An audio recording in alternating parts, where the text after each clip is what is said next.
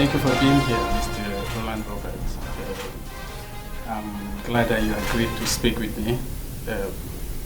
And how long did it take you? Where did you come from?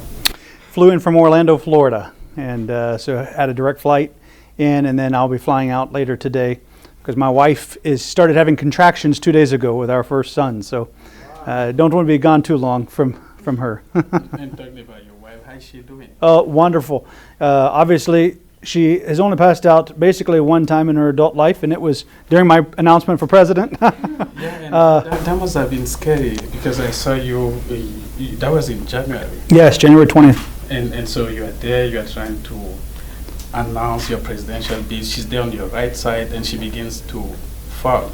Right. And how did you feel? She was actually behind me about 8 feet at least behind me, and then of course there was a lot of movement behind me the whole time, state troopers and others walking around the Capitol, and so from my perspective, there was all kinds of noise. But whenever I saw some people on my side start to move out of my peripheral, I did start to look back just to see if there was actually an issue.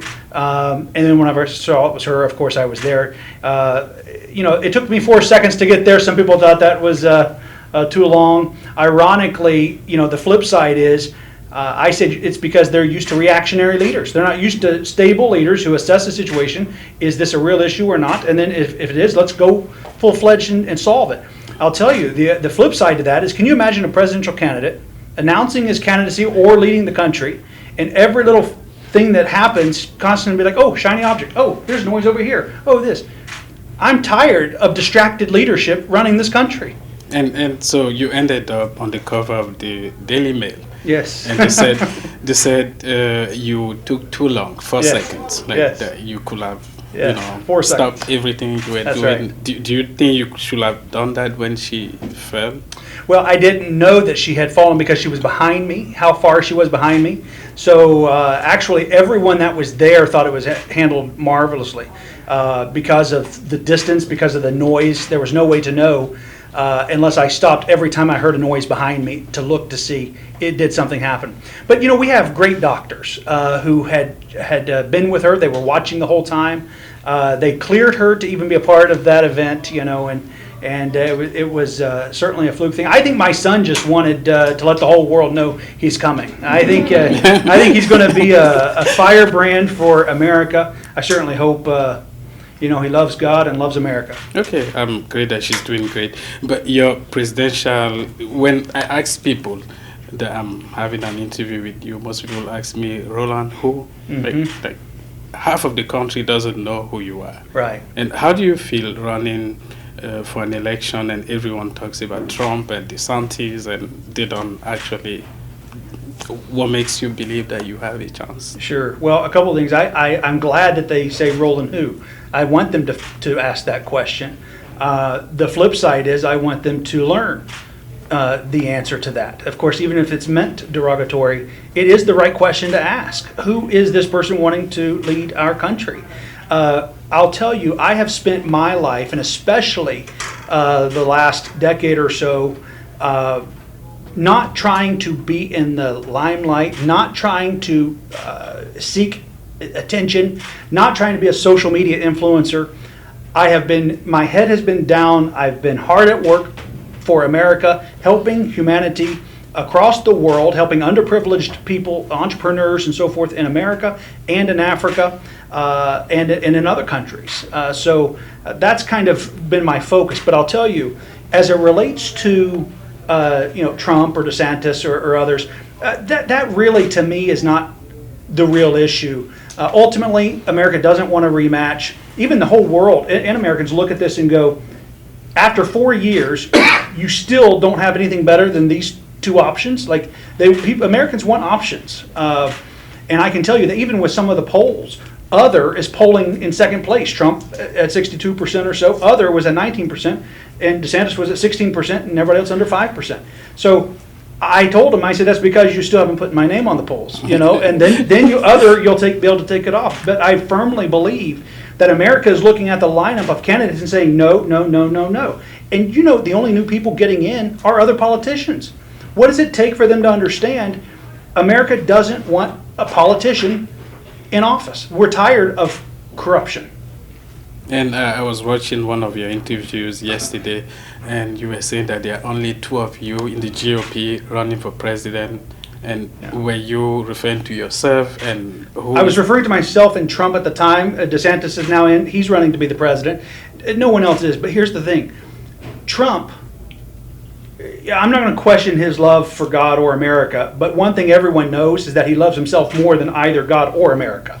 He'll put Trump first before he puts either one of them first. That's the first problem. The other thing is, with a Trump presidency, at this point, he's everything that I was raised not to be, in the holler of West Virginia. He's everything I'm going to raise my son not to be. And I want people who respect other people, who respect women, who treat people with dignity, and in other countries, and American citizens, and puts the country first, not themselves first. It should be a selfless thing, not a selfish thing. And I'll tell you, the Trump that's running now is different than the Trump of 2016. Trump 2016 was inspiring. Trump 2023 is bitter. Trump is running for two reasons only: revenge, political revenge, and legal cover. And DeSantis, well, we're still not sure which DeSantis is running, but once we find out which one of the DeSantis is running, and maybe we end up with a co-president, but America's never had that before. But of course, I say that in jest to some degree, but it is very true that is a different nature of a campaign and candidacy right now. But the thing with DeSantis is, when I was running companies and leading companies, if I had a great regional manager of the state of Florida, I would not promote him to the president of the company. That has nothing to do with it. In fact, that embodies the Peter principle, which is the mistake that companies and leaders make. What I would do is have him go teach and train other regional managers on how to run our company operations better in their respective states. So I think that DeSantis has zero foreign policy and international diplomacy experience, and I think the next president of the United States is going to be leading this country in or through a world war, or at least one of the most major wars and battles of our history. So that is critical that we have somebody with experience. It's not the time to bring somebody up from the little leagues. He's never negotiated with dictators and regimes that were ranked 180 out of 180 on the world corruption scale. He can't out-negotiate Mickey Mouse. I don't know how he's going to handle Putin, or Xi Jinping. So before I get back to you and your policies and why you're running, just about Trump, right now he's leading in the polls by almost 40 points, and he has a huge base. How do you hope to appeal to those people? Because if those people hear you say what you just said now, they may not really vote for you. So how do you, and I know you talked about alone with God, that you are the majority. Yeah. How do you hope to win the GOP primaries if, you... Yeah, I'll tell you, the way, our strategy to win the GOP primary is, number one, we're people of faith. That is my background. That's the cloth that I'm cut from. I do believe America needs God. I believe there is a war on God in America. And when I look around, when I see the failing economy, when I see the burgeoning debt, when I see the porous borders, nobody's happy with immigration. American citizens aren't. Legal immigrants aren't. Illegal immigrants aren't. It's broken. It needs to be fixed. Our education is failing. Our sixth grade, China teaches engineering to sixth graders, and our bachelor's degrees that our university institutions are issuing are equal to like an eighth grade education from 1940. The disparity is unreal. They've got sixth graders mastering STEM, and we have 30-year-olds trying to figure out if they're a boy or a girl. I mean, that's the discrepancy, and that all translates directly into GDP. So for me, I plan to win on economy, national security, and family. No one else is talking about family. You have to strengthen the families of the United States of America. You have to strengthen them if you want a strong nation. Every country on earth, if you start to attack the institution of the home, they will start putting laws against whatever rises up against it, because they understand They have to protect that unit in order for their country to thrive. So I just feel like we've gone so far. We already talked about the big things, but I wanted us to go back to, how it all started. When did you know that maybe one day you may even run for president? Well, I never thought I would. I ran for state senate in 2012. I lost by 65 votes. I'd only registered 90 days before and thought, let me see if I could do this. So it was a great experience, and of course, my father going through that process with me, I got to see a firsthand glimpse, and has been a great state senator for the state of West Virginia for the past several years, and been reelected twice, and had a majority whip there of the supermajority in the state senate. But for me, I always just thought I would be an ambassador. I liked promoting America and American values to other countries and to helping people grow and experience what we have here. But one of the catalysts, a lot of things have been happening since 2016, 2017 that have been steering my life this direction. But I had no idea that this is where it would end up. None whatsoever, not in a million years. But one of the last catalyst for me that said I must do it. I knew that I was called to do it. It wasn't, let me just see what happens, let me just run, let's look at a career move, let's try to do something. No, it was for a very specific purpose, with definiteness of purpose and clarity and focus. And for me, that happened in August of last year when I knew this is what I'm supposed to do. And I was with a U.S. delegation to South Sudan, and through a series of meetings and so forth, I finally, it's like in that scenario, the veil fell and my eyes were opened that the way we have known the government lies to American citizens. We've known that we've been lied to on issue after issue after issue, whether it's COVID or the origins of the vaccine or who killed JFK or this or that. I mean, everything for a long time, weapons of mass destruction, we keep getting lied to repeatedly. But I didn't realize that extended beyond our borders. And when I realized fully that we do the same thing to other nations and other countries, and yet we say we're for peace, but we create war. We're negotiating with other governments, and we've got a machete chopping off their legs underneath the table. And because they don't have the finesse of maybe some of our American diplomats, they turn around and slap us. And then because that's visible, we act like we're the victims. And we're saying, I can't believe you just said that or did that. We're going to sanction you. Well, you've been cutting my legs off. But nobody saw that. Well, I saw that. And I said, no wonder we are... countries want to go to war, and there are alliances forming, and BRICS is gaining momentum, and they're trying to take down the American dominance because of how we have abused our influence in many respects. So when I saw the corruption, that we were actually more corrupt, we were better at being corrupt than some of the corrupt nations we were trying to sanction for being corrupt. And so I wanted to run for president so that I could to have God's blessing on this nation once again, first of all. And secondly, to do right by American citizens and to do right by other nations and the peoples of other nations. See, I don't view China as our enemy, or Russia's not our... the Chinese people are not our enemy. The Russian people are not our enemy. These are people. These are human beings.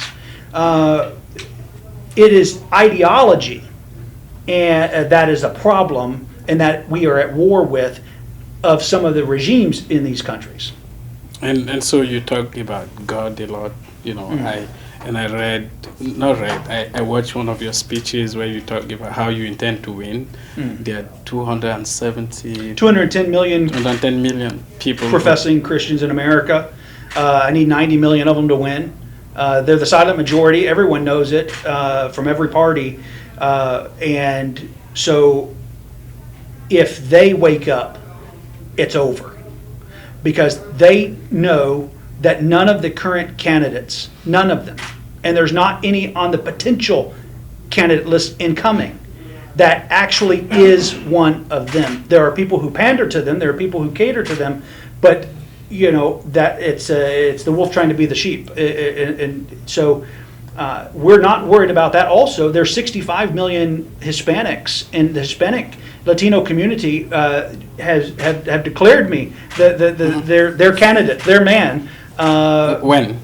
Well, several weeks ago, we were able to speak at the Hispanic Business Gala. Okay. And it was for the award ceremony for Hispanic businesses in the United States that have flourished and done well, and so we received great welcome and reception there. And I'll tell you, the entire immigrant vote is very important to me. Out of any party, we have a immigration restoration plan that I believe solves that problem. So immigrants, legal immigrants, illegal immigrants, and American citizens, it is something that actually helps the United States of America. Okay, so that takes me to who you are and your policies. Like, that's how you want to win. You have Christians in the country, but you are not the only one running. Mm-hmm. And so the first thing is, what makes you different from the other people? Trump, DeSantis, and all those people, Nikki Haley, mm-hmm. and the people running for president. And why do you believe that you are the person to bring about that change? Mm-hmm. We are going to get into foreign policies and Ukraine and Ethiopia and Sudan, but why do you think you are the person to lead the U.S. right now? You don't want an insider, and everyone knows that. They all talk about draining the swamp, and Trump didn't drain the bathtub when he had 4 years. So he's not going to do it with another chance. In fact, he hired the swamp at the very end, and it caused us lockdowns and a number of mandates and a number of other things that hurt or killed a lot of people. So I lump all of them in the same category. They're politicians. They've been here. They have tried. We're still in the boat. We're worse off now. We have more debt than we've ever had. Our children are not smarter. Our schools are not better. They're not safer. And inflation is up. So we need new ideas. We need to get the country thinking towards a 22nd century America. Not what does today look like in America. What do we want America to look like in the 22nd century, and start moving that direction. Yeah. So that's the difference between me and every other candidate. And so I want us to talk about those ideas. Like, if you can be a bit more specific. Sure. Like, what do you intend to bring that we don't have now? What are those ideas that you intend to Two big ones. Energy. The energy sector. And everyone's just saying drill or things like that. Look, there's multiple ways for alternative energy. We spent trillions of dollars on alternative energy sources that are not actually as sustainable as everyone thought they would be. But we should be doing clean coal and oil shale. There's 300 years at the current consumption rates of coal left in that we have now. And then we have 200 years of oil shale. We have, and this is according to the U.S. Department of Energy, we have 9,000 years. 9,000 years. That's a whole lot longer than we've even been in existence of methane hydrates. No one's even talking about that. But that's also where all the new jobs will come from. Much of the new jobs, whenever AI continues to grow and take over a lot of those, people are going to need, and government shrinks and is reduced in size. And so you've got to have other burgeoning job markets. Energy sector is one of them. And then the biggest one is nuclear energy. Nuclear energy is the cleanest, so it appeases people who are highly focused on the environment. I mean, you're talking about in 2 years, currently saving 165 million tons of carbon dioxide emissions a year, and so when you're able to do that, and it's clean and it lasts long, because our submarines and our naval vessels, we use nuclear energy to fuel them. When we fuel a submarine, it never gets refueled for the life of the submarine. Well, but my car, I'm having to refill every other day. And so you believe that the whole climate agenda by President Biden is... The interesting thing about the entire climate thing, yes, I think they take snippets of things we should be doing to tend the environment. Clean air, clean water. We've done a lot of clean water initiatives in Africa. And so clean water is a huge issue. So from an environmental perspective, I care deeply about clean water, fresh air, tending our forests, our lands. I have technological innovations and have worked with people, and I believe there's even better ideas out there on how we can handle hurricane mitigation and earthquake, natural disasters, and how we handle these things that will save lives and reduce the cost to insurance companies. But I go back to on the nuclear energy, you've got energy sources that when we start exploiting these and using these that we already have at our disposal, we have more oil shale currently in the ground domestically than Saudi Arabia, Venezuela, Iran, these places combined.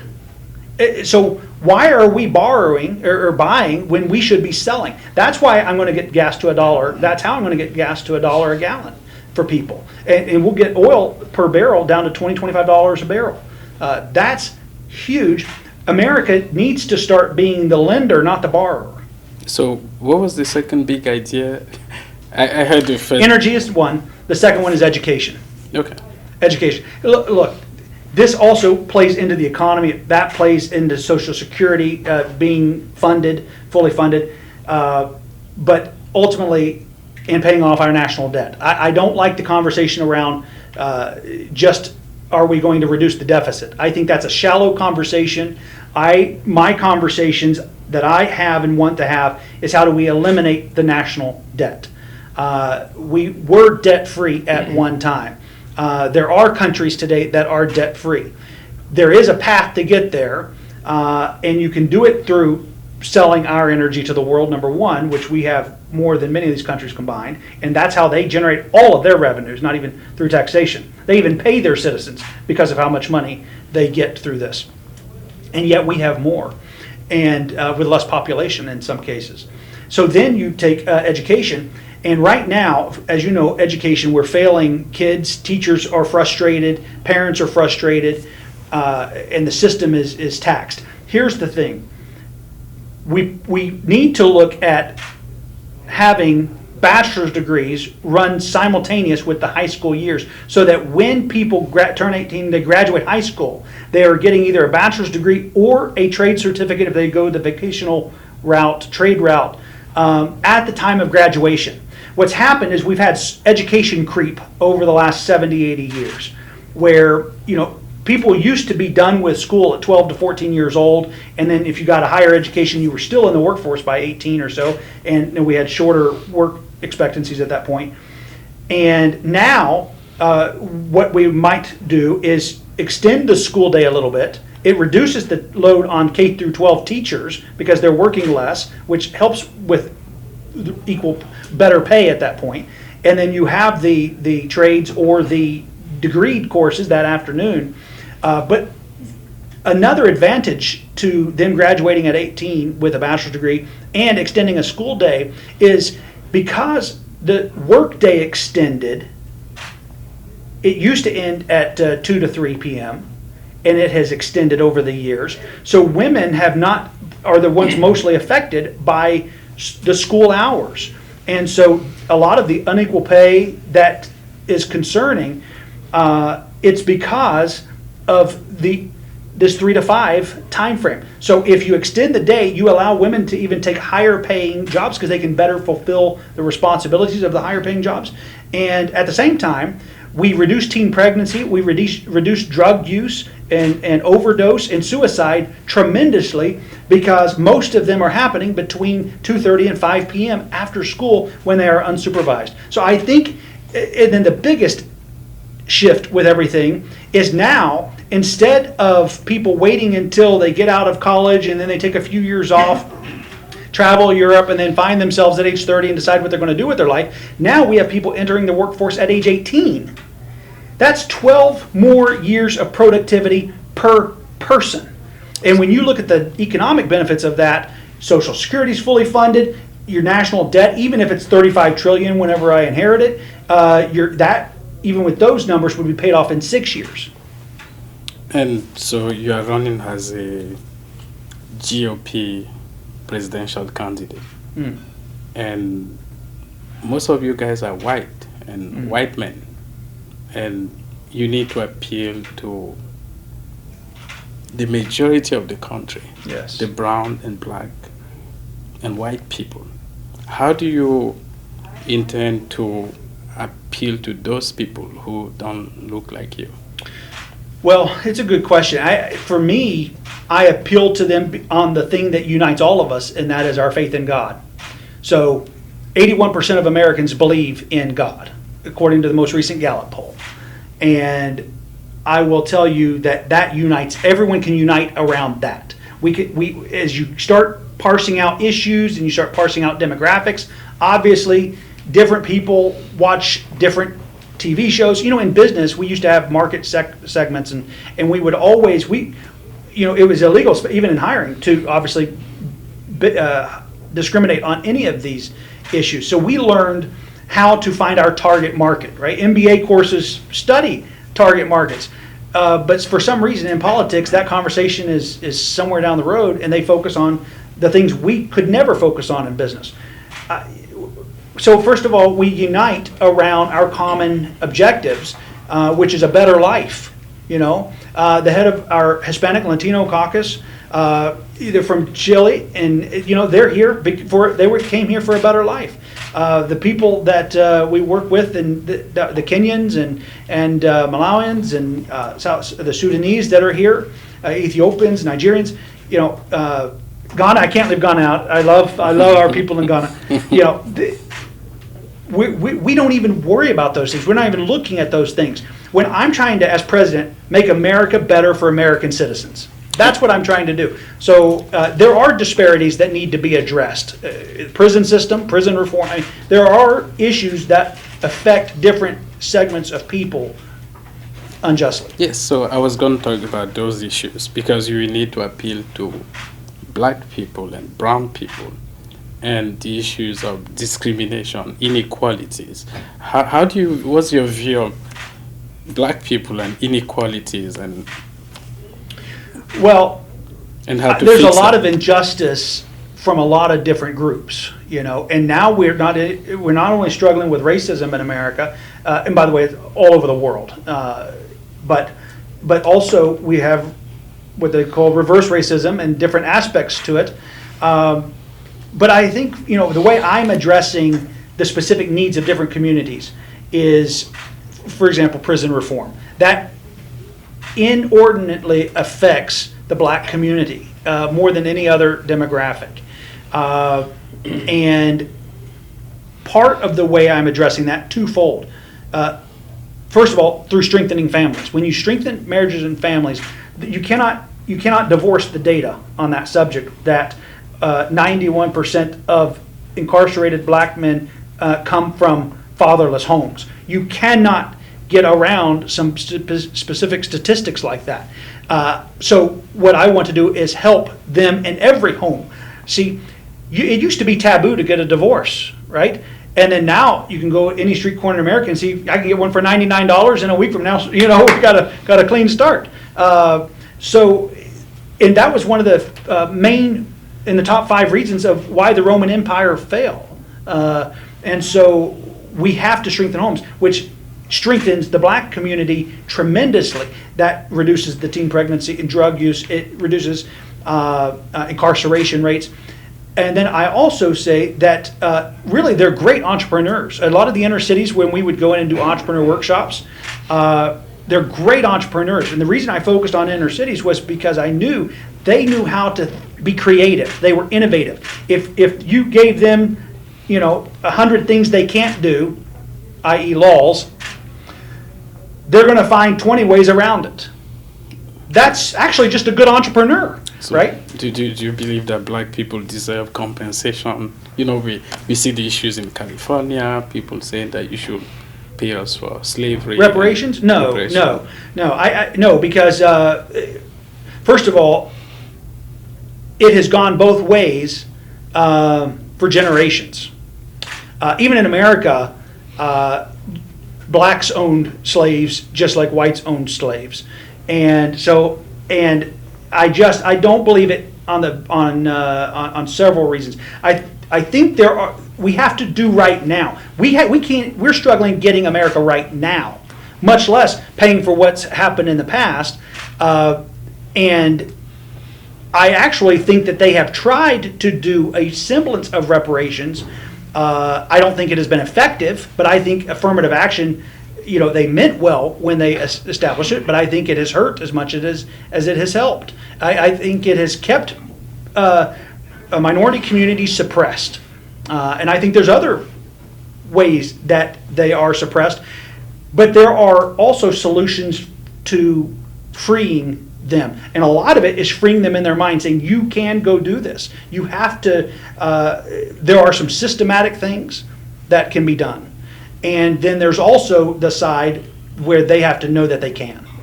Those systematic things, like what should change, for instance? Well, I think education. Our education system has failed because even in the grades, in the amount of subjects that are actually taught in inner cities, aren't equal to what's taught in the others. Now, the teachers in the administrations will say that's because of behavioral discipline. I mean, if 90% of your day is solving problems and trying not to get shot as a teacher, that's a hard environment to teach in. Or if there's physical violence, so that the solution to those things start at home. And so I go back to the best thing I can do for the black community is strengthen homes. So much of it is the home. Your character of the child comes out of the home. A lot of the problems that we face too in America is because America is lacking in character. Many of our people are lacking in character. And so the less integrity that is in the population, the more government regulation has to come in to try to protect people. But the more integrity, the less regulation. The less integrity, the more regulation. And that is what usually hurts minority communities. Okay, so you're talking about home, but how do you intend to do that? To strengthen families? The first thing is I want to appoint a family czar. We have a man that has decades of experience in supporting families, strengthening families, equipping families. You have to start with marriage, helping the husband and wife. The best way that you can raise your children is for spouses to love one another. And that might sound foreign, but a lot of people aren't happy in those kind of things. But there's things that you can do that help that. And a lot of times, they got married for a reason. There's love somewhere in there. But sometimes life just gets so complicated, and trying to pay the bills and put food on the table and work gets hard, and they just kind of drift apart. So so the family czar we'll have programs that strengthen marriages and homes and families. And so you are running for president, and you will need to appeal to women, and that brings me to abortion. What's your views on abortion? What are your views on abortion? Yeah, so first of all, I obviously hold a biblical worldview on any social issue or any issue I can find there. I align my positions with the Bible, not try to impose my views on it. So that's kind of my baseline net. But let me tell you my view on abortion is that I will review any legislation that Congress puts before me that better protects the life of the unborn. But I will tell you this. Any legislation... So pro-life? Yes, but I don't like to just use the term because of what I'm about to say. It's not just about life to me. It is protecting the unborn and the vulnerable. But I want to see any legislation that includes the exceptions for rape and incest, which are the most common exceptions.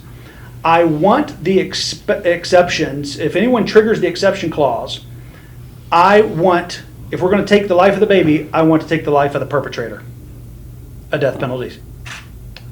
I want to see that added. Now, let me tell you the problem with that. The definition of rape has changed over the last few years. Until 2020, and maybe a few years prior, but from the 50s and 60s when Roe v. Wade went into effect, rape, we all considered rape was something that happened to a woman that was running in a park by a stranger or walking in a parking lot and a stranger. It was usually a stranger taking advantage of a woman. But the definition of rape has changed in the last few years, and this is, I believe, going to be the national conversation. What is rape?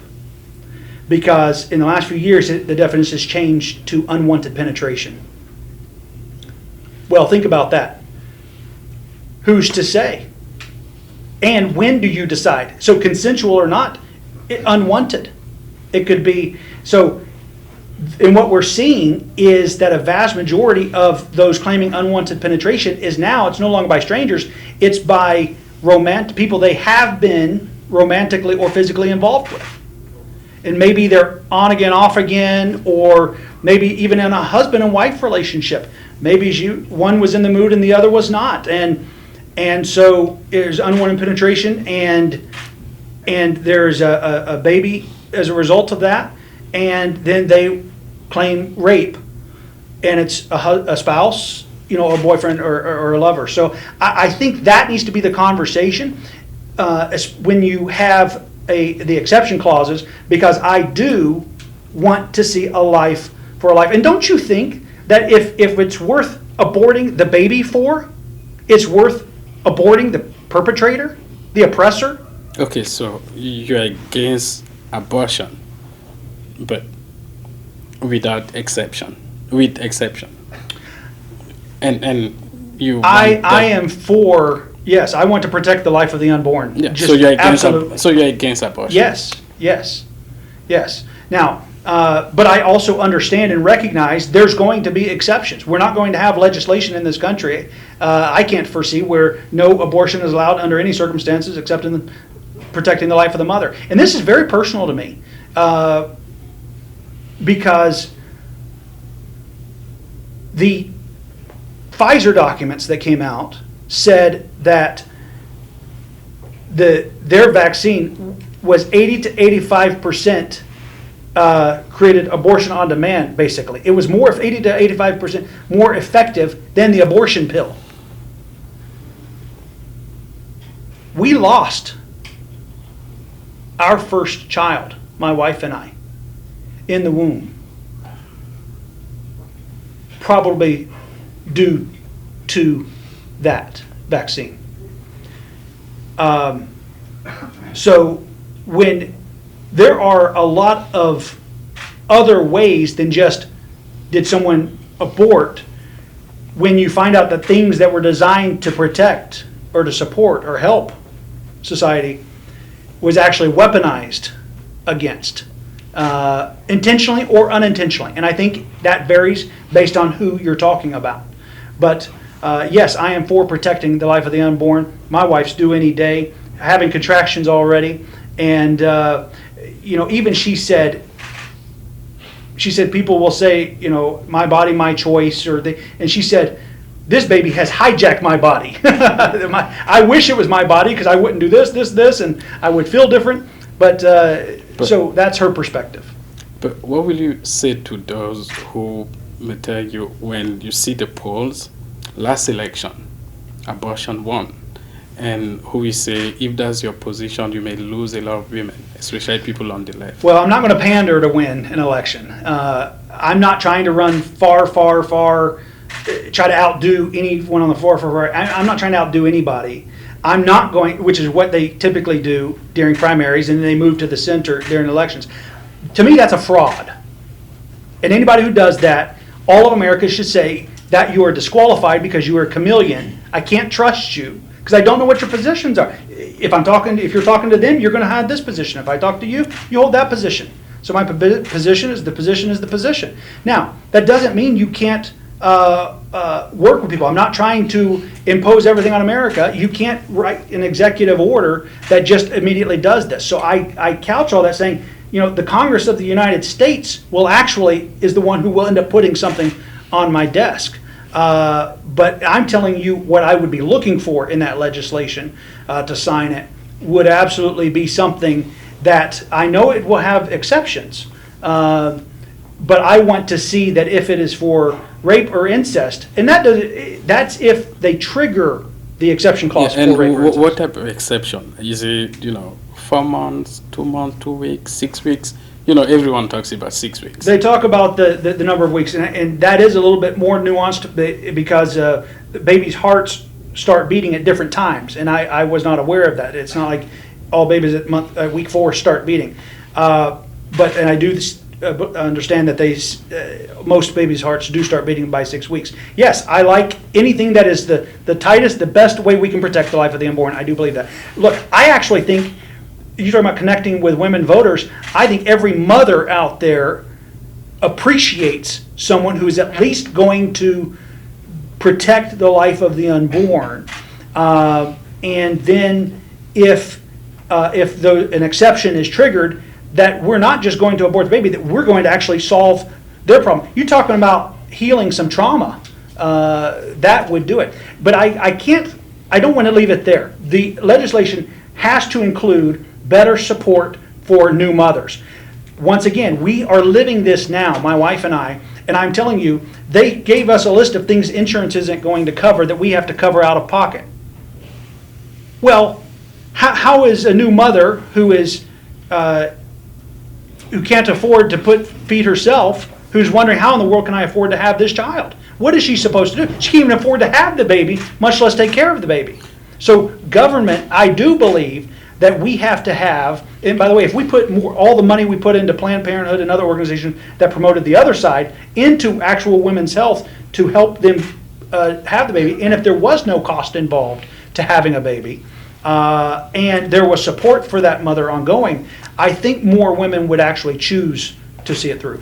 And since you keep mentioning women, who is a woman?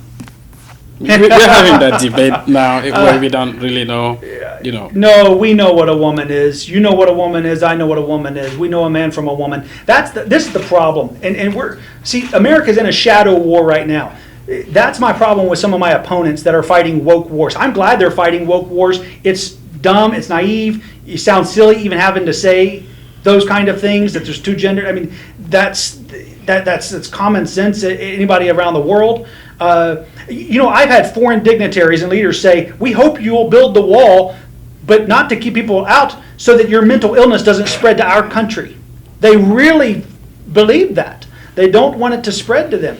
And when you look at some of the laws that some of these other countries are passing, Ghana had passed it, Uganda obviously just passed, anything that attacks the institution of the home, they are against because of how bad it affects the economy and national security. So you don't believe in that a man can wake up tomorrow and identify as a woman? Well, now identify, they can identify all day long as whatever they want to be. You can identify, as a millionaire too, but it's not going to help you at the grocery store in the checkout line. Look, the issue with the identification is that it does cater to mental illness. When you look at the insane asylums or the mental health, long-term mental health institutions that America used to have, when you would go in them, it was mostly filled with people who thought they were something else. And by the way, it changed every day, or it changed frequently. And that's what's even happening now in the transgender world or in others, where even some of their spokespeople are now, they switch back or they switch to a different gender. So whatever you identify as today, whatever your pronouns are today, you may have a different set tomorrow.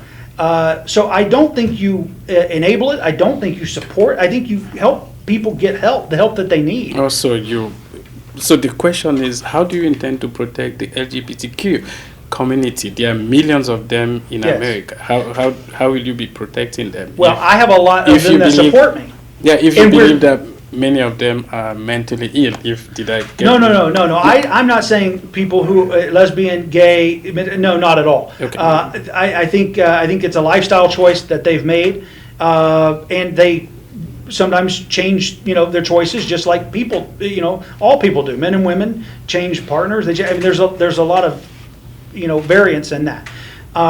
What we're specifically talking about with the gender identity and gender transition and child mutilation is pure wickedness and evil. End of story. That is different than gay and lesbian. I'm telling you, we have people in Florida I wish she was here with me. Helps out a lot with things, but she's one of my biggest supporters. Two of them down there that are my biggest supporters that have been gay or a semblance of lesbians their entire life. One's probably in her late 20s and one's in her 70s. Dear people, great friends.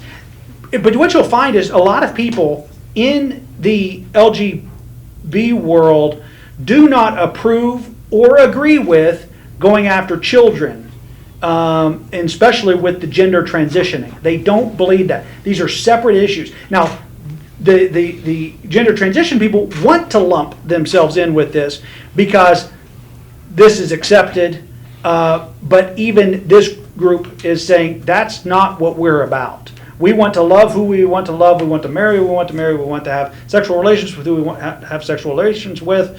But this is pure wickedness and evil. They want to identify as whatever it is so that they can do all manner of evil against children. They look, if you're a 50-year-old male and you identify as a 16-year-old today and you take advantage of an 11-year-old or 15-year-old, let me go younger, because sometimes 16-year-olds try it as an adult, that's you're not skirting around the law at that point. You belong in prison. And I get that there's basically three types of people in prison: a third that probably are innocent, don't belong there; a third that need to be in an insane asylum, a mental institution. They don't need prison; that's not helping them. And then the third, they say prison's not strong enough, for them. And I would put people who mutilate children, even if the child says that they want this. We in society protect children from a lot of things that they think that they want at that time. If you wanted to be a pirate when you were 5 years old, we're not going to chop off your leg and poke out your eye so you can be a pirate. You might identify as a pirate today. You dress up, you put on an eye patch, but you'd have to live with that. And even in the transition world, as adults, they transition frequently. What do you think is going to happen with a 10-year-old child that transitions? They're going to transition a whole lot more times than the adults. So we are almost coming to an end. We've we've talked about race, we've talked about women and LGBTQ community. What are your views on the Second Amendment? Oh, I'm all for it. I mean, you can't have enough. Now, I will say this. On the Second Amendment, it's not just about sporting and hunting. I don't like when they take that. I would say you need more. The whole reason for it was not to protect your ability to go hunting. And obviously I grew up in West Virginia, but even biblically, once again, I tried to take a lot of my positions from what is universal standard, not just my perspective. And biblically, in our New Testament, it talks about that if you do not have a sword, it's better to sell your shirt and go buy ability to defend yourself than to go without defense. And the reason I'm asking is because almost more than 100 people are gunned down every day in the U.S. How do you intend to solve what the Biden administration calls the gun epidemic? Yeah, well, it's a mental health epidemic, not a gun epidemic. We had people were killing each other with knives and machetes, and still are in many parts of the world. See, this is how I know that that's not a fair comparison, because a lot of the countries that we work with, there are no guns. There's not very many. The only people who have them are the cartels or the gangs. A lot of times even the military does not have the weapons that they need in those nations. So how are there so many deaths and killings? Because they're using all manner of weapons. People, why in prison do they not just block guns? Why can't you have a pair of scissors in prison? Because you'll use it as a weapon and kill somebody. Why do they not have certain kinds of knives on airplanes? Because you could stab somebody. They use plastic, right? I mean, you use whatever you have. Cain killed Abel with a rock. I mean, you use whatever is around, because the problem is not the weapon. The problem is the heart. This is a heart issue. And so we have to, and once again, I address that through strengthening families and homes, because you have to get at the heart. If we improve the character of the United States of America as a body and as individuals, then we start solving the problems we care about. As long as we try to cut off the branches and solve the symptom instead of addressing the root, which is the wickedness, that we have in a heart, which is why I don't want a Trump as president, where we're exalting, yes, political revenge on either side. We have to help people get past that. So, but do you believe in reforms like background checks and things I like do. that? Yes. Rational things with background checks, and even certain medications. There are certain medications we know alter the mind-altering drugs. We absolutely, if they're on those, I don't think we should be selling them guns. But so you have to check those things. Obviously, watch lists. I'm discouraged that the laws that we already have in place seem to not work as they ought to in the system. There are some of the most recent shootings happened because they should not have passed the background check. They were already flagged on the FBI's watch list. So how in the world did they buy it? So we have to button up different systems of existing laws before you go try and take away more freedom. The goal of a free nation is to keep people as free as possible, and then limited government, less government, until people are not responsible. So, second to my last question, Yes. Immigration. The border, the southern, the southern border.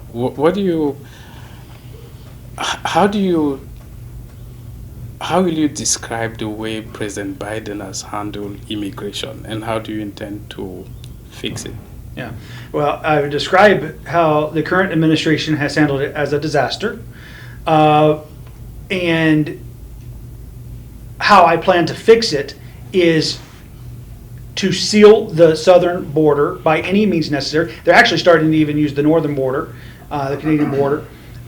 So seal our borders. By the way, talking about biblical policies, walls are biblical.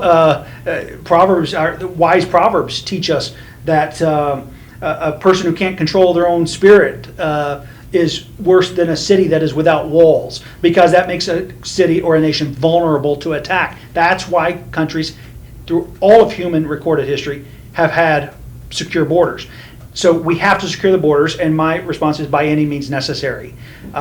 If Homeland Security and if Border Patrol says that's how we need more walls, higher walls, deeper walls, more technology, more people, manpower, whatever it is, we're going to do it. And then you cannot solve the immigration problem in the United States until you solve the border problem. You have to stop the bleeding before you implement the system, or else the system never actually starts working. So you have to stop the bleeding, then you fix it. And I have I want a 1 year application process. The problem is there's so much fraud right now in immigration, with the attorneys, with people bringing people across and charging ridiculous amounts and taking people's life savings just to go to America. And so we have to eliminate that by having a good process for them here. I want all immigration applications processed in 12 months. Legal immigrations, because I want to reward you for coming in the front door. And then all illegal immigrants that are currently here, I have a 7-year restoration program to citizenship for them. And that's for economic reasons, and it's for national security reasons. Pretending they aren't here or acting like that we don't see them or that they have to stay in the shadows is very bad for America. No, I wish we had zero illegal immigration, but that's not the hand that I've been dealt or we have been dealt. So just to be clear, you won't deport them on day one. That's No, what I will President not Trump... deport them on day one. No, I will not deport them on day one. Now, if we haven't done background checks on them, I need to know who's in the United States, and there's probably a bunch in the United States that do need to be deported. But I will not say, no, we're deporting illegal immigrants on day one. But we need to deport all of those with criminal records that are here illegally on day one. Absolutely. And I realized that you didn't mention President Biden by name. You said the current administration. What Out are of your respect. views? Yeah. I don't respect him. I do respect the office of the president, and I don't want to speak ill about him, but I will speak about the wicked and evil ideologies that his administration espouses. Okay. But I'll tell you this, Simon, there's not one presidential candidate that has or any comprehension of artificial intelligence and the role it's going to play in our military, our world wars, in education, or the economy, literally over the next 4 or 5 years. They can't even fix their smartphone and troubleshoot it. They have no clue about cybersecurity, and they have no clue about artificial intelligence, and that should be the main discussion and conversation in this presidential race. And really talking about artificial intelligence is changing everything. Everything. You know, Everything. the way I realized that I'm able to write code, I write plugins. You know, I used to pay hundreds of dollars to people in India and different places, and I Yes. can do it now just by. How do you believe there is a threat to humanity? Or Yeah, so what do you think of AI? I called for a cybersecurity, which is where it started for me. Data security was what I did in the corporate world a lot, and then going into technology and hardware, software as a service. But it started for me in data security. And so I wanted a cybersecurity committee and panel to have established baselines for the United States, because the Veterans Administration, several others, government is the biggest, most vulnerable network. And they were the ones having the biggest data breaches, not the corporations. I mean, they were having, Bank of America, others were having data breaches, but it was our military, the veterans. I mean, don't you think our nation state enemies would like to know who was over there fighting against them, and then they could target? Well, they did. They got our data. They got of the veterans. And so we had started with cybersecurity. That goes into, and then artificial intelligence. The difference between artificial intelligence and the internet kind of took off, and then we tried to layer cybersecurity on top of it, which it never works because of the nature of it. The cybersecurity has to be the foundation. So that's whenever we started doing artificial intelligence, we can't make the same mistake with AI, AGI, artificial general intelligence, which we're trying to get to with quantum computing and so forth, until you have the baseline of cybersecurity. It will change. We have to proactively have panels on artificial intelligence at the federal level. I was having a meeting a couple years ago with the head of artificial intelligence for the Pentagon, and I just could not believe my ears. I had just gotten back from a foreign country where I was discussing things with their military and national security matters, and the person I was having these conversations with was more interested in getting to happy hour than it was really solving some problems. And I thought, our enemies are working 24 hours a day to defeat us, and you're worried about meeting some people and worried about your 3-week vacation. You don't understand the world we are living in right now. And so I firmly believe that artificial general intelligence is great for the healthcare. It is great for a lot of business use cases, makes it more efficient. But the contrary side to that is it will be used for nefarious purposes, especially AGI. China, Russia, North Korea, they are all advanced. We are within weeks right now in terms of the competitiveness of where we are. We are within weeks of each other. That is very scary because it could be a species-ending event. However, it will not be, because of we're already told of kind of what the end looks like, and that's not it. But it will be it can be disastrous. But we should keep it. The Chat GPT, and we should use it for now. We should. Oh, of course. I mean, look, some people are saying people are using it for serve as their own attorney. They're getting great legal advice on how to do things, and how. So it's helping in a lot of ways. But that's the proper uses of artificial intelligence. There's great ways to use the internet. There's bad ways of using the internet. All technology is going to have that yin yang to it, and the opposites. But I go back to artificial general intelligence is something that we will not be able to contain at some point. That's why Putin said in 2017, he said, and he's right. We should have had American leaders saying it first. But whoever is the first to reach AGI will rule the world. If you did nothing else but focus on artificial general intelligence, because here's the thing. If you're Russia and I'm America, and we lob a bomb over to you, it's going to be a smart missile, and you've got AGI. When it gets a certain space, it's hacking in and already redirecting it, sending it back to its point of origin. And so that brings me to my last topic: foreign policy. You talked about Russia, and we have this one in Ukraine where the U.S. is investing has spent $115 billion. Yeah, $115 billion. What do you think of the war in Ukraine? If you're elected president next year,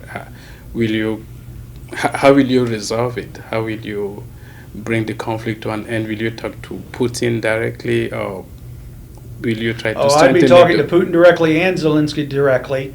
And we do have allies as well that are already trying to negotiate some of that, negotiate peace as well.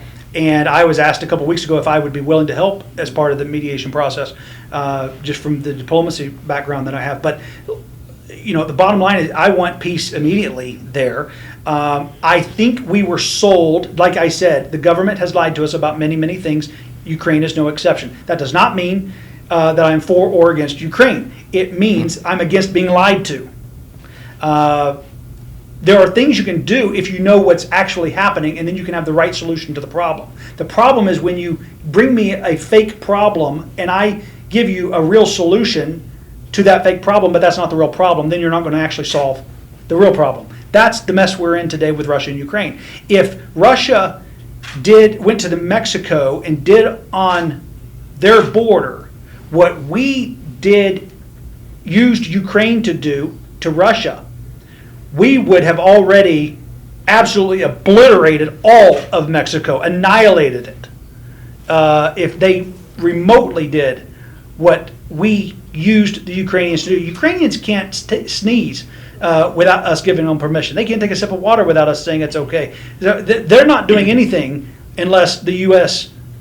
So I told them to. I guess my question is, are you going to continue to support Ukraine when you're elected president next year? I'm not going to keep sending money until our national debt is paid off, and until American citizens are taken care of. I am out of the foreign aid era and into the lending era for the United States. Is it better for you as a consumer to borrow money, spend money on your credit card, or if you have so much money you can give him a $10,000 loan? It's better to be the lender and earn interest than to be the borrower and pay, because the borrower is subject to the lender. Well, we're 31.46 and counting trillion beholden to other places, including China. So I will have China have a $10 trillion reparations for COVID. We only owe them $1 trillion, but they're going to owe us $9 trillion and net out our $1. And Japan being our largest debt holder, that was reparations essentially. But why the United States doesn't do that to other countries? Every country we've given foreign aid to since 1960 is worse off. Most of them have been African countries. And I have the list of what their GDP is now, how much it's down, what it's changed. The lowest is 9% in Uganda, is 9% worse, poorer today than it was in 1960 when we started giving aid giving aid, period, foreign aid. And then 73% is the worst, and that was in the Republic of Congo. So, no, we're going to fix our problems here in America. I support peace, day one. I'm not supporting Russia. I'm not supporting Ukraine in that sense. We can't just stop what we have done. We have commitments and we have allies that we've committed some things to. And so I don't want to put myself in a situation like Biden did with Afghanistan, and we have a hasty retreat just because I wish we weren't there. Unfortunately, we are there. We need to, and I go back to, and it's the same answer for Taiwan and China. I will protect American interests anywhere in the world, in any country, with whatever force is necessary. At all costs, I will do it. I will So protect you protect American Taiwan. No, that is the difference. I will protect American interests in wherever they may be found on this continent. I will not go to war on behalf of a nation to protect a segment of our interest in that country. That's the delineation that I have. That's where I think we got off in Ukraine. Well, I think we had American interests there, and we felt the strategy that they went with was to protect some American interests, which some would say was a cover-up, not American interests, but to protect what American interests there, we actually had to make it a national thing. That's what I am not willing to do. I'm not trying to go to war. I'm not a warmonger. I seek peace, but with wise counsel, I'll make war. And I'll tell you what will separate me as a president from all the presidents of my generation. I won't just respond. If you force my hand to where I have to respond militarily, it's not going to be an equal and opposite reaction. It's going to be the wrath of God coming down. And it will be 10 times worse if you force me into that than if we have peace. But you're not calling for America retreat from the world where, you move through. No, I'm not an isolation policy. We do live in a global world. Now, we are highly connected in travel. We're highly connected technologically. We do rely on other countries for different things, and we contribute to other countries. So that's how we want to make America creative and innovative and prosperous again. So, we've covered most of the topics, and I was just wondering, like, January 20th, 2025, you've been elected president. What do you do on the first day in office? Well, we have a few executive orders that need to be signed. We need to unwind a number of the policies that are hurting America today, and then there are several things that we have. We have a list on our website of the executive orders that we plan to repeal day one, and of the executive orders I plan to sign day one. So I would invite everyone to Which one will you sign first? Repealing the things that are hurting America today. Yeah, many of the policies that are hurting us, foreign policy, economically, we will repeal those on day one. Thank you, sir. Thank you very much. Thank you.